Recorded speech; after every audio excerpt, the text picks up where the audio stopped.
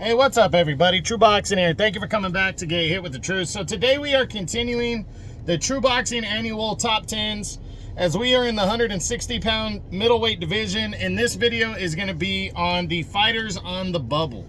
Now, before we get into that, if you could smash the like button, leave a comment, or subscribe to the channel. I really do appreciate any and all support that I can get as I continue to build my channel here. So, fighters on the bubble, what does that mean? Well, it's pretty much the fighters that are knocking on the door of busting into the top 10 in the middleweight division in 2025.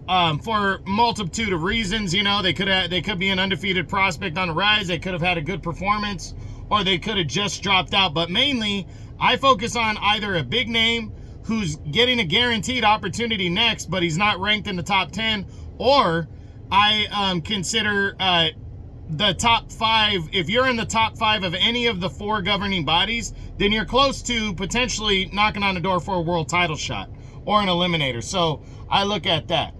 So that being said, let's kick it off. We start with former world title challenger Terrell Gausha.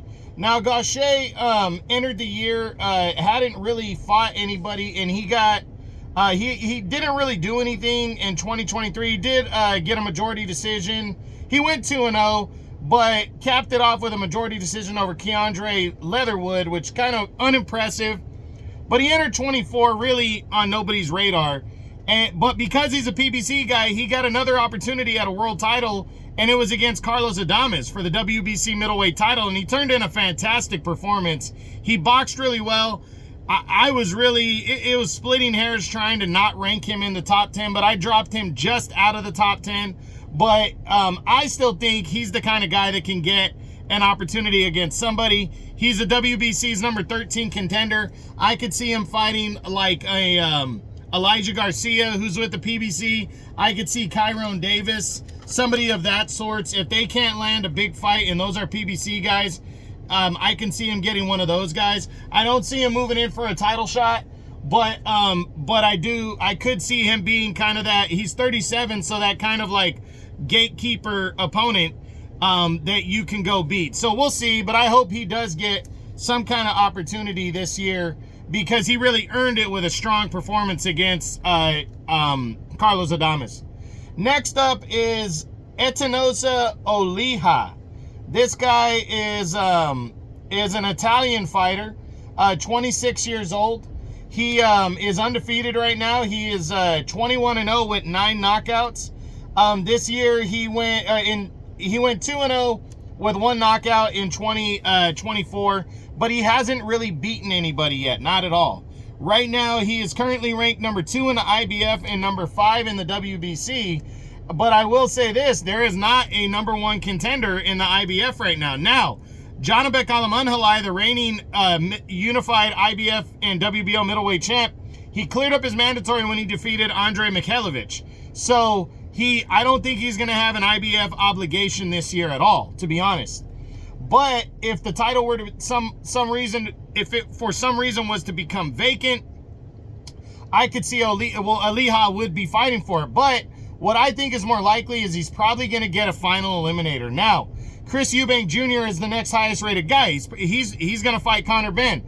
I don't think it's him. Shane Mosley Jr., because of his name recognition, might get a title shot against Arizlani Lara, get a bigger name opponent for his next fight. So he might bypass, because he's ranked highly in multiple governing bodies, he might bypass a final eliminator here in the IBF, because he'd have to wait around for the title shot.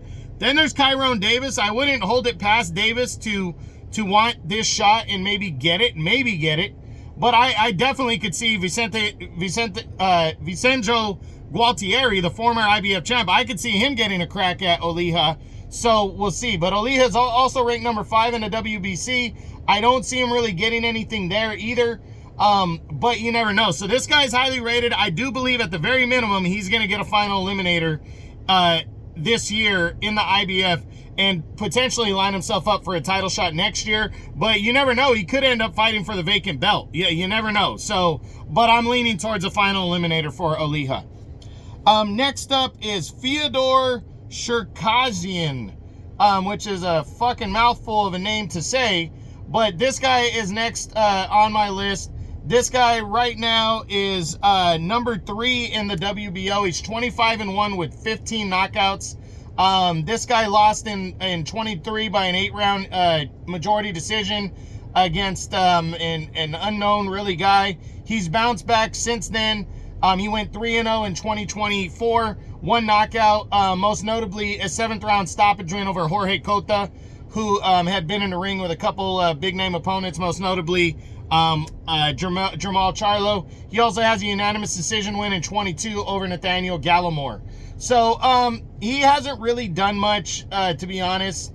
You know, a decent record. This guy's from Poland. You know, he's ranked highly in the WBO right now. The WBO hasn't officially ordered their mandatory shot, but Denzel Bentley, they haven't officially ordered Janibek and Denzel Bentley to fight yet, but it's looking like those two are going to fight in a rematch.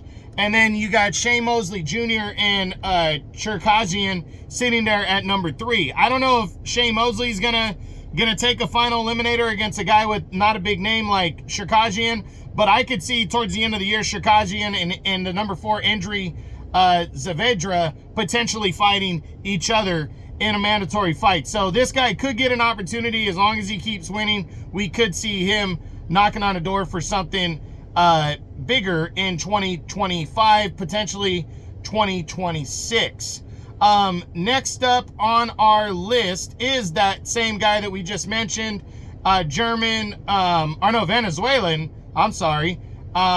Endry Saavedra. This guy is 16-1-1 with 13 knockouts. He's 33 years old. His only loss came in 22 against an unknown opponent. Since then, he's 3-0-1 with 1 draw that he had against Cesar Tapia in October of last year, but he won the other 3 fights all by knockout. This guy right now is ranked number 4 in the WBO. So he's another guy that, like I said, in the WBO, I could see him potentially fighting the number 3 contender, Cherkazian, in a final eliminator towards the end of the year to determine their mandatory, because I think their mandatory is next for Janibek, which is Denzel Bentley, and then I'm not sure if the number 2 challenger, Shane Mosley, is going to accept a final eliminator in the WBO if it's against a guy that doesn't really have a big name. You know, I think he's going to take a bigger name opponent first if he can. So that's it there. Next up is Yoenli Hernandez. Cuban-born, 6-0, 6 knockouts. Kid's only 27 years old. He's a 6'2 middleweight, a big boy. In 24, he fought 4 times, won all 4 by knockout. Hasn't really beaten anybody big yet, but he's already highly rated. He is a WBA's number 1 contender right now. This guy is being pushed hard, and I can see him getting that final eliminator this year. I don't think they're going to match him up against Erislandy Lara, the WBA champion, because he hasn't officially become the mandatory challenger, but I do believe he's going to get a mandatory shot. You know, I don't know if Connor Coyle is in the mix with him, the number 3 contender right now, but I could definitely see somebody like even Shane Mosley Jr. maybe getting in there to face him, but I think Mosley might go for something else first. But be that as it may, there's Ian Green as the number 4 in the WBA. You know, there's guys that might be willing to face him to become a mandatory challenger, but he's a wrecking ball, and I'm excited to see what he can pull off, because I definitely think he's going to, at the very least, get a final eliminator before the end of the year in the WBA.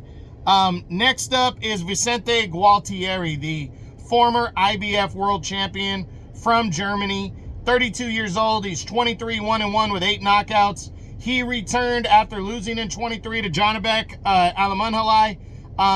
He fought twice, went 2-0 with 1 knockout. Right now, he's the WBO's number 5 contender. He's actually number 6 in the IBF.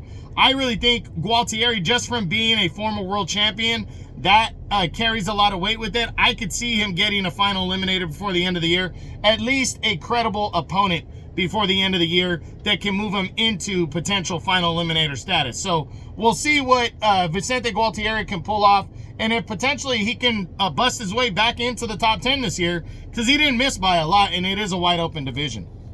Then you got Ian Green. He's number 4 in the WBA right now. He's 19-2 with 12 knockouts.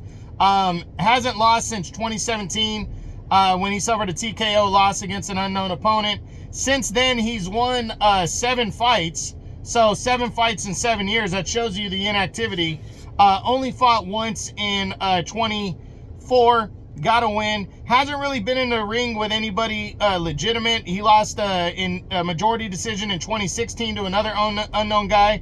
But he's been, you know, he's done good enough at 31 years old. He's done good enough to earn the WBA's number 4 ranking. I can see him getting into potentially some kind of eliminator, maybe Yoenli Perez of some sorts this year, and trying to knock on the door. At 31, the time to strike, in my opinion, is now. Next up is undefeated Irish contender Connor Coyle. This guy stands at 21-0 at 9 knockouts, 34 years old, and he's still kind of a prospect right now. He's a WBA's number 3 contender, but he's going to have the opportunity of a lifetime on February 14th when he battles Vito Mielnicki Jr. in a legitimate fight to determine status here in the middleweight division. I'm looking forward to seeing Connor Coyle to see if he can make an imprint and show the world what he's got. But he really hasn't beaten anybody to this point. So Mielnicki will be the best opponent that he's faced thus far. And, we'll see how he does against the guy. Next up is undefeated contender Mayram Nursultanov. He is 20-0, 11 knockouts from Kazakhstan. He's been entertaining to this point. Biggest win was in 22 against Marcelo Cosetes, who he stopped, or he got a unanimous decision against. Like I said, an entertaining guy, but didn't fight in 24, but he's still ranked number 3 by the WBC. So, I could see Nursultanov potentially this year getting into a final eliminator type situation that can move him up the ranks. So we'll see what he decides to do. And that's pretty much it. That's all I got here for the middleweight fighters on the bubble. So these guys in the middleweight division, it is a wide open division that a big win, if you get a win over a decent contender, can move you right in. And I definitely can see some of these guys making splashes this year, and we'll see what shakes out. But that's it. That's what I got. That is my True Boxing Top 10, annual Top 10s, continuing with the fighters on the bubble in the 160-pound middleweight division. I hope you enjoyed the video. If you did, smash the like button, leave a comment, or subscribe to the channel. I appreciate any and all support. This is True Boxing, and you've been hit with the truth.